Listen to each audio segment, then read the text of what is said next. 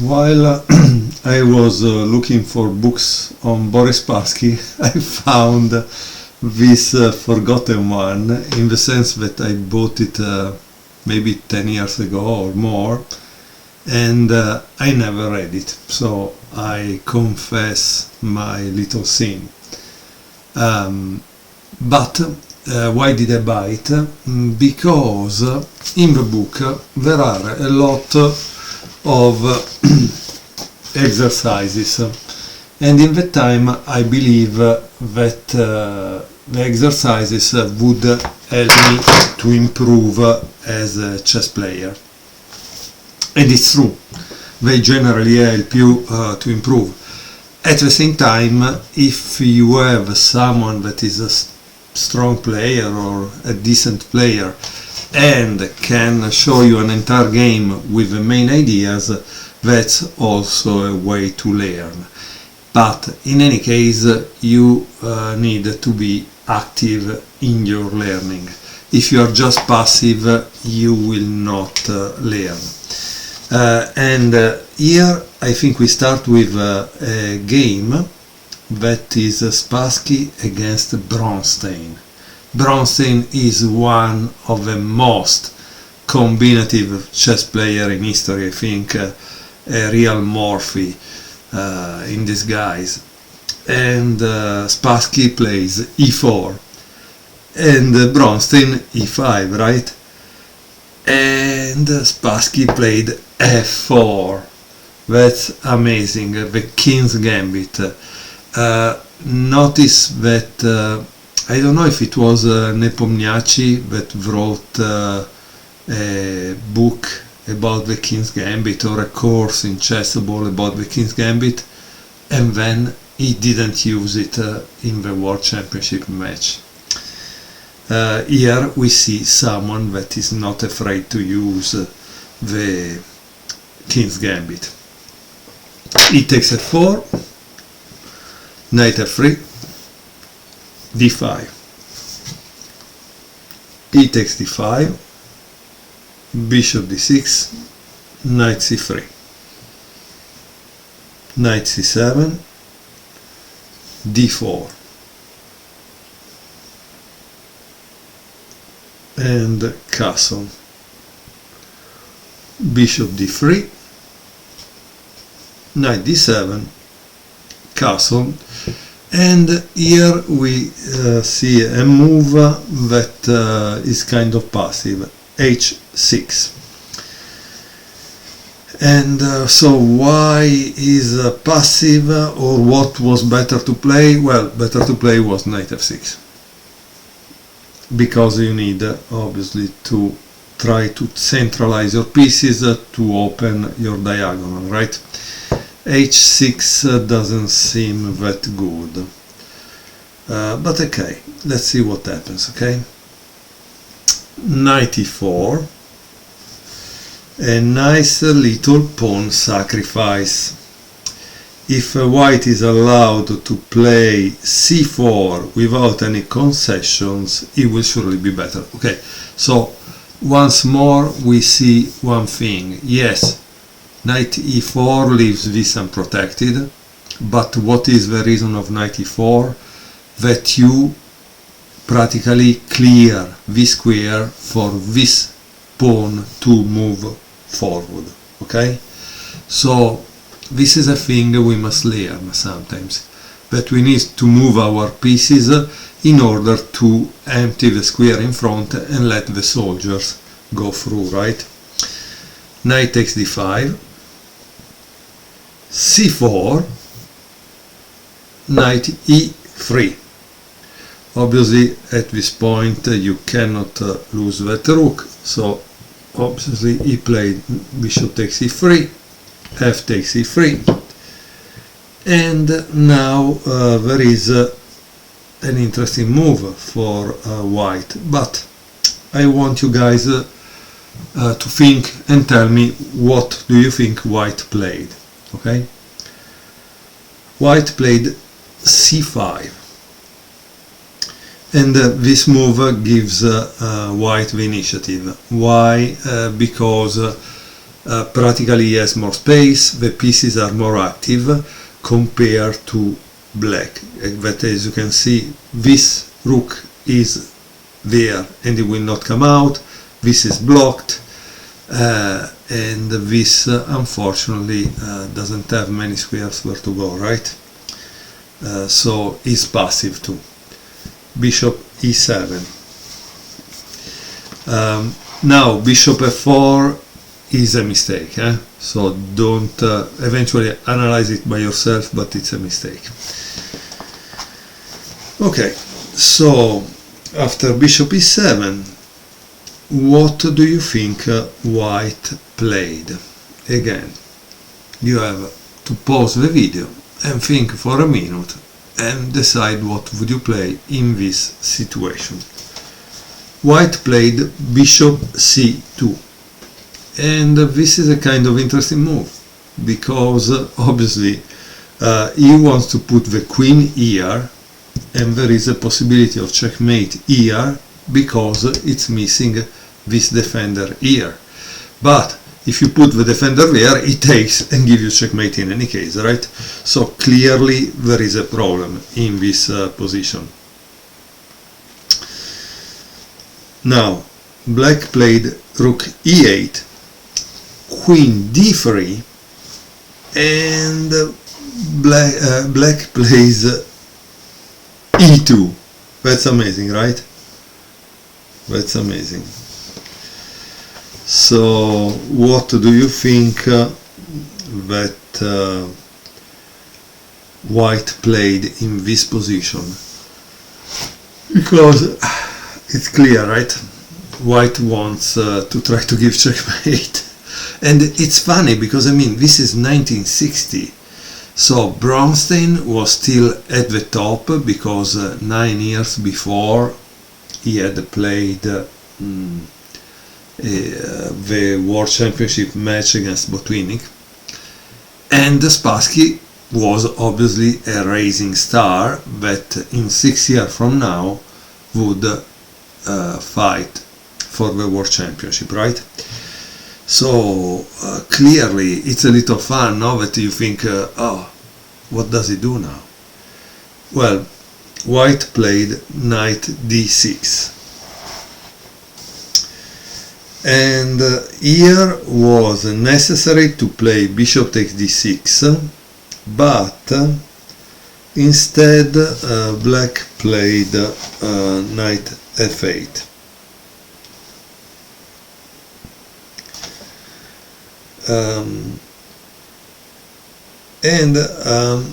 I think it's interesting to see what happens after bishop takes d6. Sorry guys, I just want to see it for a second because clearly there is this move, right? This, and then he plays this because he's trying to give checkmate. You see, because once he's here, he can give checkmate here. So black takes on f1 and get a queen, but after rook takes f1, there is a c takes d6, queen h8, king e7, rook e1, knight e5. Very nice move. Queen takes g7, rook g8, queen takes g6, sorry, queen takes h6, queen b6. Oh, so it's attacking this. Now this is not really chase pin, but not by this, and so he must play this, and bishop e6, after which there is d takes e5, and white has a lot of compensation for the exchange, but maybe not more than enough. So let's see what happens in the game. So let me return back, okay? Okay, so this was the position, and the black played knight f8, which is not the best move. But of course, guys, at this point it's still up to you to find the best move for white. You are Spassky in 1960, and you need to decide how to continue. What do you play here as white? So try to pause, think at least 3 minutes, because the move is not very easy. I will give you a hint. It's a move that probably Tal would play immediately, because it's his favorite spot on the board. The move is knight takes f7. Obviously black has a pawn in there for a reason. He takes it and promote to queen. Rook takes f1. That queen didn't last a long time. And bishop f5, trying to I don't know, muddy the water. I don't know what he's doing, honestly. But I think, guys, you need to analyze what happens if he plays king takes f7. Well, it seems the next move is knight e5. That is a double check, okay? And then after king h7, sorry, king g8, there is queen h7. And then the mate follows, it says here. Okay, so can we see it? Tack, tack. It goes back. If he does this, it takes with the knight, but the mate follow.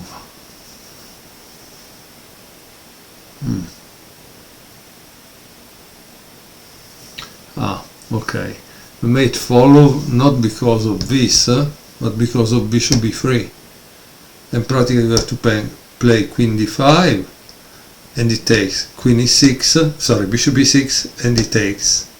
And then it's a checkmate because he cannot go anywhere. In the sense that here he cannot go on f8, so if he goes on h8, the knight e5 gives checkmate on g6. I don't know if you were able to see all this sequence. You need to train yourself to see it. I will show it to you, but obviously it's important that you see it, okay? Check, tack, check, tack, right? As you can see now, he cannot escape. What does he do? So there is this move, check, and now what do? You don't have anything else, so you play this, right? Track, this, track, and this. Because again, there is no other way to go. He cannot go here because of that, right? So he goes here, and this is the checkmate. So I hope now you were able to see it, but again, you need to be able to visualize stuff like this in a tournament. That's why I bought this book, because there were a lot of exercises that are similar, and if this top player saw it, we must be able to see it too. Now let me go back, because in reality the game didn't finish like that. So let me show you how it ended. Okay, so this is the position, and we have analyzed what happens if the king takes on f7, but in the game bishop f5 was the move played, after which Spassky took queen d7. Obviously when you are attacking, you don't want to exchange your best attacking pieces, so he played queen f4, bishop f6, And now again it's time for you to pause the video and try to find what is the next move played by white. Okay, of course now white could gain back material, but luckily is not distracted by it, right?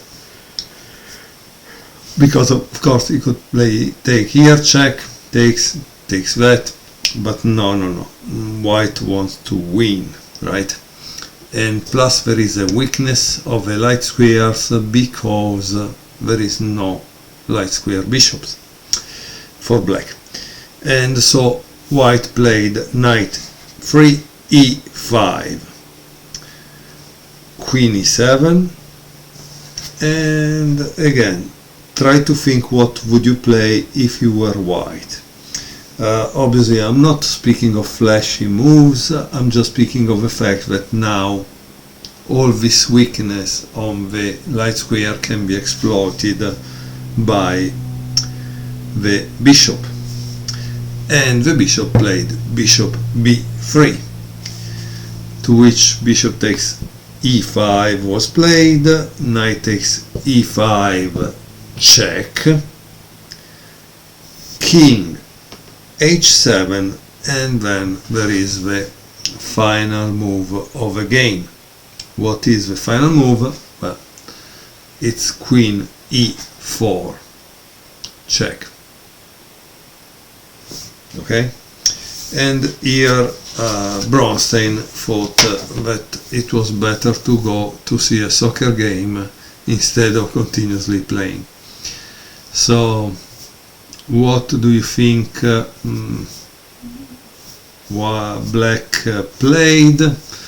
Of course there are different moves, but I think here black is really lost, right?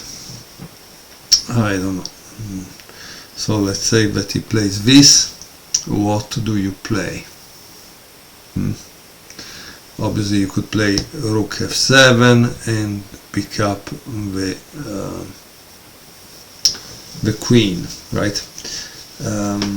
And that could be a way, but maybe not, because queen takes f7, bishop takes f7, and that's it. Yeah, so I don't know, because I thought also rook takes f8, the problem is rook takes f8, queen takes g6, and then he goes here, but then you cannot really play this with an advantage. So yeah, I think the move is rook f7, and unfortunately, like always, they don't write it, and that's bad, because obviously, you know, sometimes a beginner needs something, but of course today they can use an engine, put this position on the engine, and discover immediately that maybe there is a checkmate in 5. So I hope you enjoyed this game number 1 from Boris Spassky, Master of Initiative. I made this video just to celebrate Spassky, because obviously he was a great player. It seems I never knew him, obviously. It seems he was a great human being, because he was very humorous,